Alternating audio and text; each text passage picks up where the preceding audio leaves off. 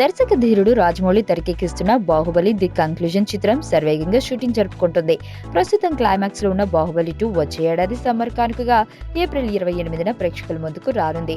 Baahubali world wide గా 600 కోట్లు వసూలు చేయగా బాహుబలి 2 1000 కోట్లు కొల్లగొడుతుందన్న అంచనాలు అందరిలోనూ ఉన్నాయి.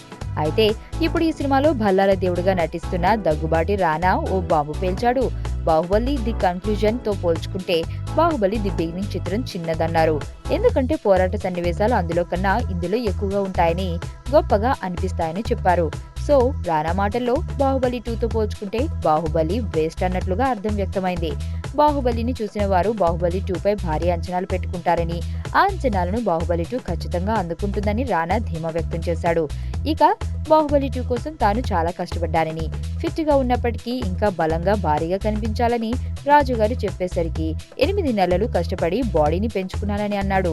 ఈ మధ్య రానా తాను జిమ్ లో కసరత్తు చేస్తున్న ఫోటోలను ట్విట్టర్ లో వదిలి అందరికీ ఆశ్చర్యాన్ని కలిగించిన విషయం తెలిసిందే. ఇక రానా తాప్సీ జంటగా నటించిన గాజీ వచ్చే ఫిబ్రవరిలో ప్రేక్షకుల ముందుకు రానుంది. ఇక త్వరలోనే రానా కాజల్ జంటగా తేజ దర్శకత్వంలో సురేష్ బాబు నిర్మించే సినిమా సెట్స్ మీదకు వెళ్లనుంది.